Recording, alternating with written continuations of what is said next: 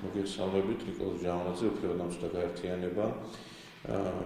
საქმე იმაში გახლავთ, რომ ამ დღეებში ყველაზე აქტუალური თემა არის კონსტიტუციაში ოჯახის განმარტების განსაზღვრასთან დაკავშირებული დაწყებული პოლემიკა და როგორც ჩანს ამ რეალურად საკითხმა შეიძლება კოალიციაში გარკვეულწილად ცვლილებები განახორციელოს, იმიტომ რომ რესპუბლიკური პარტია ესეთ ფუნდამენტალურ და ესეთ მნიშვნელოვან საკითხთან დაკავშირებით აქვს განსხვავებული პოზიცია.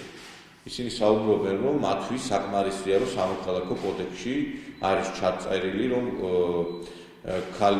ოჯახი არის ქალისა და კაცის ერთობა და რომ ეს რეგულირებულია სამოქალაქო კოდექსით და ამას მეტი დაზუსტება არ ჭირდება. მე მიკვირს ცოტა არ იყოს ესეთი განცხადება ამ ხალხისგან, იმიტომ რომ ძირითადი ბირთვი ამ პარტიის არის იურისტები, რას ნიშნავს, რომ სამოქალაქო კოდექსშია ჩაწერილი. თუ კონსტიტუციაში ჩაიწერება რეალურად, რომ სხვა ფორმულება შეიძლება ჩანაწერი, მაშინ სამოქალაქო კოდექსში შესაბამისად ცვლილებები განხორციელდება. ქვეყნის ძირითადი კანონი არის კონსტიტუცია.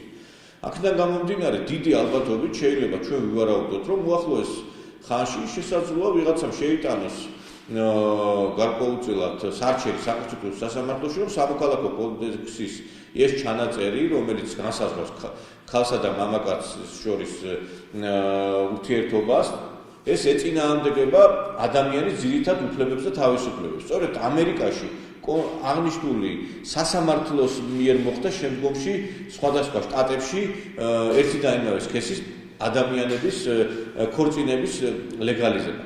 მე ვფიქრობ, რომ უკვე რესპუბლიკური პარტია გადაიქცა გარკვეულ სიმსივნეთ ქართული ოცნების სხეულზე, თუ კი ქირურგიული ჩარევა არ მოხდება, ფაქტიურად ქართული ოცნებაც სასიკვდილო განაჩენი შეიძლება დაუფიქსირდეს, იმიტომ რომ ეს პარტია, რომელიც ძირითად ყველა სტრატეგიული ეროვნულ ცნობიერების კუთხით, სტრატეგიული საგარეო პოლიტიკური კუთხით განსხვავებული პოზიციები გააჩნია, შეუძლებელია დარჩეს კოალიციაში და იმავდროულად კოალიცია თავი დავანებო ჩვენთვის ყველაზე საზიანოა, რომ პოლიტიკაში არსებობს სუბიექტი, რომელიც ეწინააღმდეგება იმას, რასაც 99% მომხრეა ქართული მოსახლეობისა, რომ სწორედ ეს ჩანაწერი მოხდეს კონსტიტუციაში და რომ ამით სპეკულაცია მორჩეს ყველაფრისა. როდესაც საუბრობთ, აი მაგალითად ისმის კითხვები, რომ აი ჯერ ხომ ამაზე არ არის საუბარი, ჯერ ეს საკითხი არ დგას, ჯერჯერობით არ დგას, თორემ როდესაც ჩვენს გარშემო დასავლეთ ევროპაში ქვეყანა აღარ დარჩა უკვე, რომ სადაც ერთი და იმავე სქესის პირების ქორწინების ლეგალიზაცია არ მოხდა, რატომ გამოვრიცხავთ, რომ ჩვენთანაც არ მოხდება?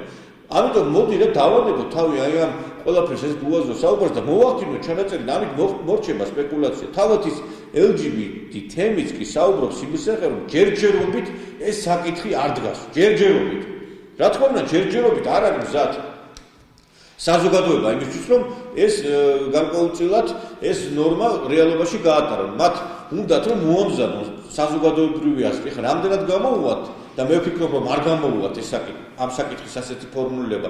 ეს სხვა თემაა, მაგრამ ის რომ აი ამ სტრატეგიულ საკითხში რესპუბლიკური პარტია გამოთქვამს აი გარკვეულწილად სხვა პოზიციას, ჩემთვის ეს უნდა და ყველა ქართველისთვის მანიშნებელი იყოს, რომ ამ პარტიისთვის არათუ კოალიციაში, საერთოდ პოლიტიკაშიც აღარ არის ადგილი. და მე ვფიქრობ, რომ როდესაც საუბრობ პოლიტიკაში, ჩვენ იმას აღგვისურვებთ, რომ ხელოვნურად ვინმე გაძევებული იქნას პოლიტიკიდან. არჩევნებზე თუ გავა ეს პარტია ასეთი ლოზუნგით, რომ ჩვენ აი ეს პოზიცია გაგვაჩნიოთ, ჩვენ ვიხილეთ, რომ ეს პოზიცია ავტომატურად მისი ადგილი პოლიტიკაში აღარ იქნება. ეხლა არასაპარლამენტო ოპოზიციიდან რას გააკეთებენ ისინი დავინახავთ, იმიტომ რომ როდესაც ჩვენს გარშემო ყველგან ხდება აი ამ საკითხთან დაკავშირებით ერთი და იგივე პოზიციის ჩამოყალიბება, რომ აძლევენ საშუალებას ადამიანებს, რომ დაქორწინდნენ. ეხლა იტალიაში მაგალითად ბოლო იტალია იყო, მოხდა ისეთი რამე, რომ ერთი და იგივე სქესის ქორწინების დაკარგვა მოხდა სენატში, მაგრამ ერთადერთი გამონაკლისი დაუშვეს, რომ შვილად აყვანის უფლება არ ექნებათ ბავშვებს. აი ამ კომპრომისზე წავიდა იტალიის მთავრობა და ამაზეც ერთი ამბავია, რომ გინდა თუ არა ითხოვენ, რომ შვილად აყვანის ნება მისცენ. და ჩვენ რესპუბლიკური პარტია გვეუბნება, რომ რა საჭირო არისო ამის გაკეთება, კაცო ისედაც ხო ფორმული, რას ნიშნავს, რა საჭიროა ორი კლასის ესე იგი პირველი კლასის, პირველი კურსის სტუდენტიც კი გეტყვით თქვენ იმას, რომ კონსტიტუციაში თუ არ არის ჩანაწერი ამდაგვარი, ეს ყოველთვის დამოკლეს מחვილივით არის.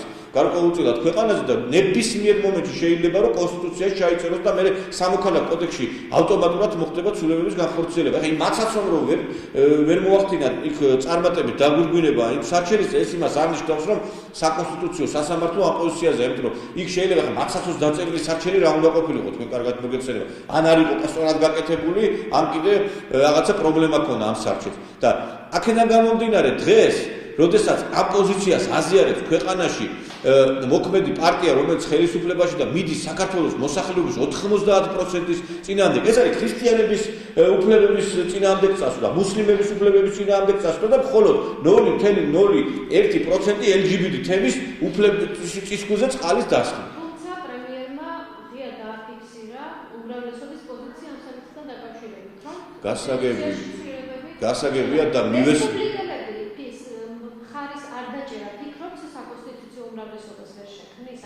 პარლამენტში გაუჭირდება ამ საკითხს? მე ვფიქრობ, რომ წესით არ უნდა გაუჭირდეს თან არჩევნების წინ, ეხლა მე არ გამოვრიცხავ თავად რესპუბლიკურ პარტიაში წამოჭდეს რამდენიმე პირი, რომელიც ამ პოზიციას არ გაიზიარებს. იგივე ნაციონალურ მოძრაობაში ძალიან ბევრი, ეხლა კი გამოვიდა თარგამაძე და მაჭავარიანი და თქვენს რომ ჩვენთანო ეს საკითხი არ დგას. აი ეს ხალხი, ვინც აი პოზიციას აზიარებს, შემიძლია პოლიტიკის მიღმა უნდა დარჩეს. და რა თქმა უნდა ეს კარგი არის რომ განაცხადა, მაგრამ ჩვენ გვახსოვს რომ იგივე განცხადება გააკეთა ღარიბაშვილმა, მაგრამ საქმე ვერ მივიყვა ბოლომდე. ამიტომ ერთი არის განცხადება და მეორე არის საქმის ბოლომდე მიყვანა.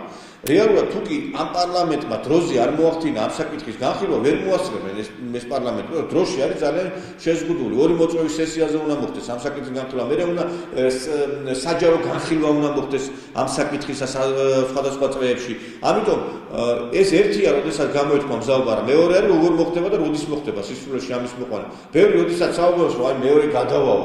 კაცო, მერე რო გადავა, ვინ იცის რა ხალხი თუ კი ნება იქნება, თუ კი აქამდე მათ რო შეეძლოთ ამის გაკეთება.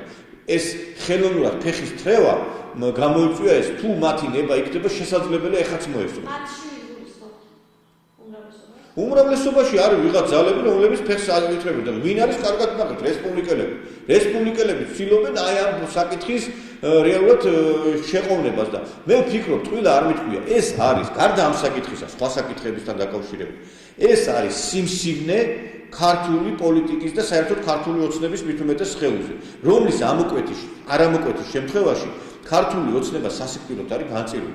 აი, როდესაც კოალიციაში ავიღოთ სუბიექტები, ხო, ერთ-ერთი ყველაზე ისეთი დიდად არის წარმოადგენილი რესპუბლიკური პარტია სხვადასხვა მთავრობებში და სხვადასხვა უწყებებში. აი, რა მოუტანა რესპუბლიკურმა პარტიამ ქართულ ოცნებას, გარდა იმისა, რომ პრობლემები შექმნა ამ პარტიამ. ყველა საკითხთან დაკავშირებით ეს პარტია გამოთქვას განსხვავებულ პოზიციას. იძახს, რომ ჩვენ ვართ ყველაზე წარმატებული, რომ ჩვენს გარეშე ადრე შევარდნაძე რო იძახდა, რომ ჩრდილოეთიდან მზე არ ამოდისო. ხო, ესენი იძახიან, რომ ჩვენს გარეშე მზე არ ამოდის იმიდან, რა ქვია, დასავლეთიდან. ყველას გაასწრეს ამათმა თავიანთ ხედმაღლობაში.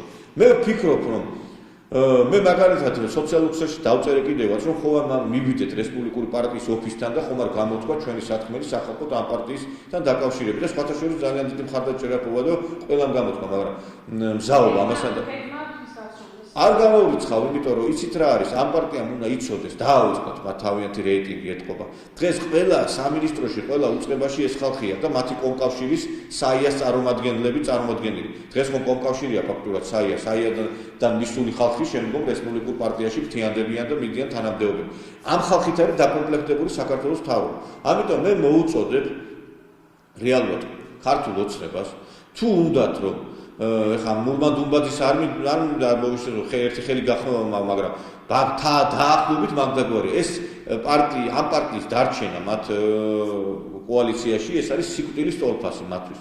და მე ვფიქრობ, რომ დღეს კოალიციას რაც უნდა ის უქმნია, ეს ჩვენ ნაკლებად გვაღელოს, მაგრამ თავარი საკითხი, რაზეც ჩვენ ნერვიულობ, ეს არის ეს ფუნდამენტალური საკითხი. ამ საკითხის გადაწყვეტა უნდა მოხდეს ძალიან მაქსიმალურად ჩემპიროებულ ვადებში. მე ვიცი რომ დასავლეთიდანაც გაკურული ზეწოლა არის, იმიტომ რომ არავის არ სურს ესეთი საკითხის ასეთი ფორმულებით გადაწყვეტა, იმიტომ რომ ამათ აქვს გათვლა მომავალზე. დღეს იციან რომ საზოგადოება ამას შეხვდება ძალიან დიდი პროტესტით და თვლიან რომ 10-20 წლის მერე. აი თვითონ LGBT თემი რასაუბრობს ჯერჯერობით. ანუ ისინი არ ამბობენ რომ ჩვენ ამ საკითხს არ დავაყენებთ, დააყენებენ, მაგრამ ამ ეტაპზე არ დააყენებენ. ამიტომ მე ვფიქრობ რომ ჩემი მოთხოვნა არის რომ უსწრაფესად უნდა მოხდეს უფლებადამცველთა გაერთიანების, არაკვირვე სამოქალაქო საზოგადოების და ბევრი ძირითადი მოსახლეობის ნებასურვილი ეს არის რომ ეს საკითხი მივიდეს ბოლომდე და ქართული ოცნება მიიღოს გადაწყვეტილება ამ სუბიექტთან დაკავშირებით, იმიტომ რომ ამ პარტიის ადგილი არათუ კოალიციურ პოლიტიკაშიც არ არის.